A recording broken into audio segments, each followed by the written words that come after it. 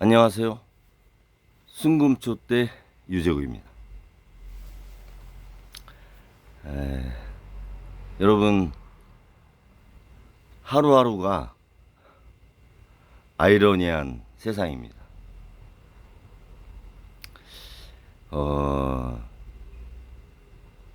법조계에서 평생을 검사로 정의를 실현하고자 사람에 충성하지 않는다고 한 대통령이 되고 나서 선서를 국민 앞에 했습니다. 헌법을 수호하고 국가와 국민의 생명과 안전을 보장하겠다. 그런데 법을 평생 가치로, 가장 중요한 가치로 살아왔던 대통령이 헌법을 위반하거나 불법 관련된 의혹이 있거나 그 일가도 같은 선상에 놓여지는 현실. 이런 것들이 아이러니로 표현하기는 너무 국민이 고통스럽고 그 희생의 대가가 생명이라고 하는 거에 대해서 안타까움을 금할 수 없습니다.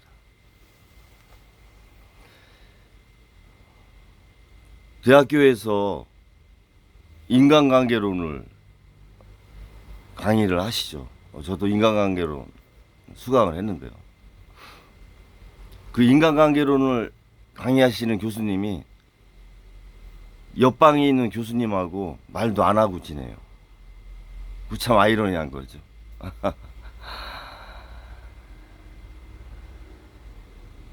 그리고 그 폴란드의 시인이죠.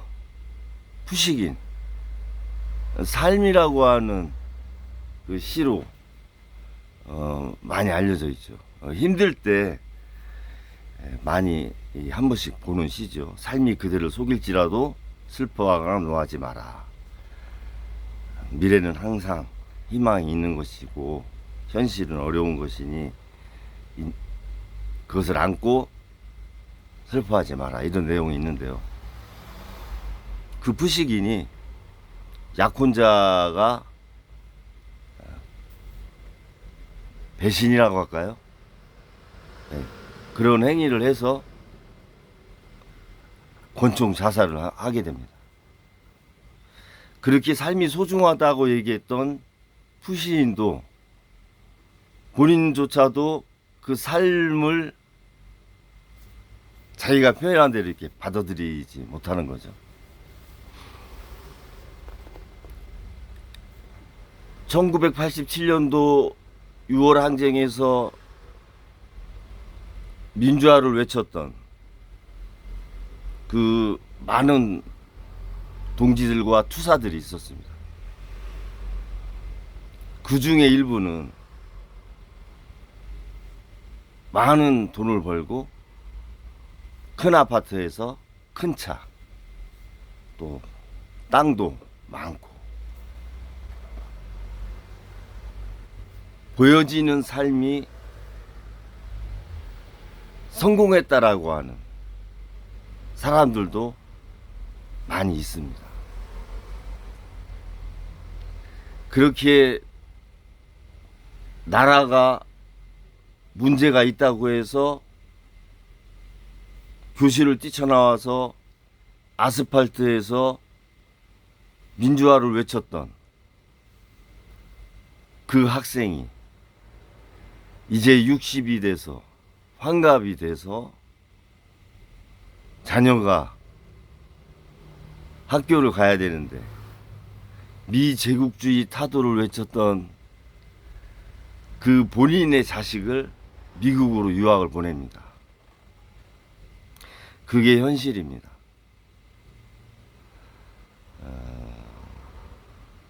참 아이러니한 거죠.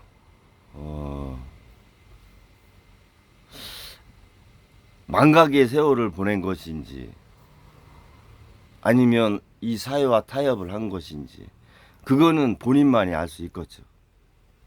사람이 일관성 있게 산다는 건 참 어려운 것 같습니다. 저도 증권회사에서 좀 있었는데요. 사회 나와서 첫 직장이 증권회사였는데 보통 그 당시 증권회사 직원들은 선망의 직업이었어요. 가고 싶은 대기업 10곳 중에 6, 7곳이 증권회사였으니까. 근데 제가 막상 들어가서 몇 년 생활하다 보니까 비 오는 날 우산도 못 쓰고 다니더라고요. 증권회사 직원이 겉은 뭐 말끔한 신사복 입고 그렇게 샤프하게 보이지만 내면적인 또 그런 아픔이 있습니다.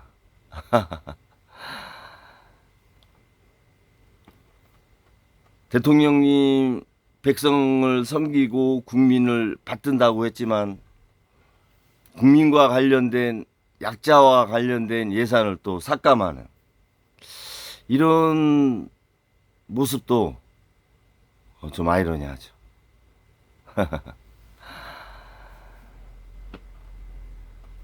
첨단 산업 시대에 선진화된 나라를 준비해야 된다. 이런 말씀을 많이 하셨던 지도자가 미래를 준비하는 R&D 예산을 삭감합니다. 뭐 앞뒤가 안 맞는다고 해야 되나요? 아니면 아이러니하다라고 해야 되나요? 아니면 그 지도자의 개인성에 문제가 있다고 해야 되나요? 참 그런 부분들도 아이러니한 것이 있는 거죠. 지도자가 되기 전에는 산불이 나고 재해가 있을 때 헬리콥터라도 타고 와서 같이 함께 하겠다라고 하셨던 분이 외국 순방 중에 국가의 극한 폭우와 산사태로 50명이 넘게 지하도와 산사태로 죽어가는데 내가 지금 간다고 해서 달라질 게 없다라고 말을 합니다. 뭘로 설명할 수 있을까요? 그런 상황을. 그 또 부인은 국민이 그렇게 죽어가는 상황에서 10명이 넘는 경호원을 이끌고 명품 샵을 방문합니다. 이거는 아이러니를 떠나서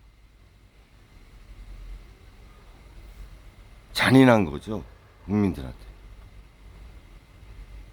무도학, 무책임함. 지도자로서의 자격이 없는 거죠. 내가 지금 가도 특별하게 변할 게 없다? 그러면 그 자리에 뭐하러 있습니까? 아이러니로 표현할 수 없는 상황이죠. 그건.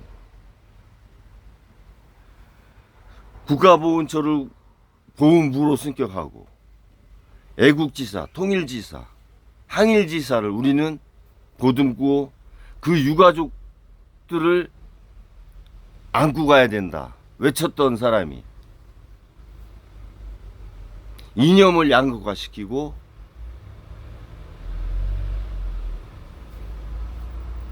반민족 행위자로 몰아세웁니다. 한 번도 기득권을 가져보지 않고 전 재산을 다 바쳐서 항행투쟁을 했던 그런 민족의 스승과 지도자들을 폄하하고 인정하지 않습니다. 테러리스트라고 합니다. 이걸 아이러니로 표현할 수 있을까요? 이거는 불의가 있는 겁니다. 의가 아닌 거죠. 옳은 거지. 그럼 옳은 것이 부정당할 때는 저항해야 된다고 저희는 배웠습니다. 그런데 지금 시대는 그렇지 않은 것 같아요. 물론 저항의 방법이 바뀌었다고 얘기할 수 있지만 분명하게 헌법과 법률에 위반되거나 불법인 사항이 너무나 많은 의혹이 있는데 그 의혹을 그냥 안고 가야 되는 이 현실을 아이러니라고 할 수 있을까요? 이게 지금 민주주의라고 할 수 있을까요? 우리가 생각하는 다수결의 원칙을 존중하고 있는 상황일까요? 우리는 다수결의 원칙을 지키기 위해서 법을 지켜야 되기 때문에 그 위헌과 위법을 행하고 있는 지도자에 대해서 가만히 내버려 둬야 되는 게 민주주의인가요? 그렇진 않다고 봅니다. 그래서 집단지성이 필요한 겁니다. 그 집단지성이 모아지기 위해서는 중심 세대가 있어야 됩니다. 근데 중심 세대가 중심 세대로서의 역할을 하지 않는 거죠. 그게 아이러니하다는 거죠. 지금의 중심 세대는 누구일까요? 제 생각에 87년도에 민주화를 했던 지금의 60대는 아니라는 거죠.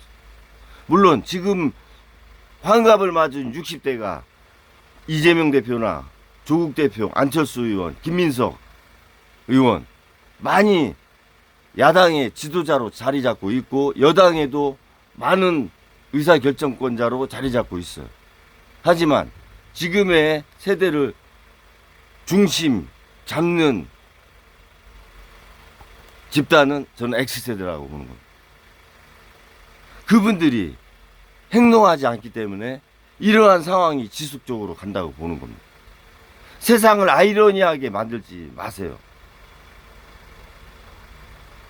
그냥 단순한 아이러니하다라는 표현으로 현실을 희화하는 거는 국민을 조롱하는 거나 똑같습니다. 올바로 세우는 것이 맞는 거죠. 말과 행동이 일치하지 않기 때문에 아이러니하다고 하지만 말과 행동이 일치하지 않는 것은 책임지지 않는 것입니다. 그러면 책임지지 않았기 때문에 그 자리에서 내려와야 되는 게 맞는 겁니다. 그런 것들을 말하지 않는 거죠. X세대가. 집단지성을 발휘하지 못하잖아요. 지금. 저는 그 얘기를 하고 싶은 겁니다. 아이러니라고 하는 말을 통해서 X세대한테 행동하는 지성인이 되라 이렇게 말을 하고 싶은 겁니다. 너무 민주주의와 법 잣대로 지금의 상황을 해결하려고 하시면 어렵다라는 거죠. 말로써 행동하는 것은 한계가 있습니다. 행동으로 말해야지. 그럴 때가 있는 거예요. 그 때가 지금이라는 거고. 그래서 저는 X세대가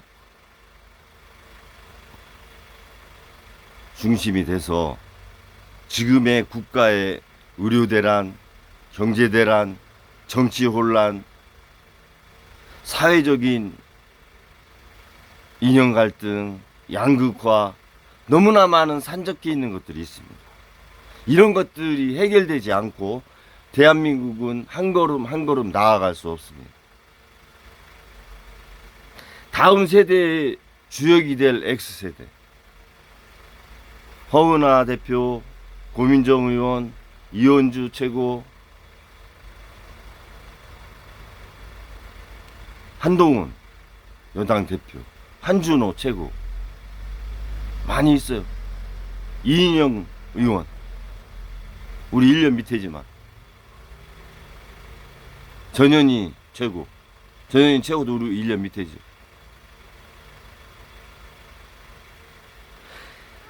이념과 당이 달라도 불의를 보는 건 같을 거 아닙니까? 서로 하나 돼서 지금의 어려움을 극복하시길, 부족하지만 또 미안하지만 선배로서 당부드립니다. 감사합니다.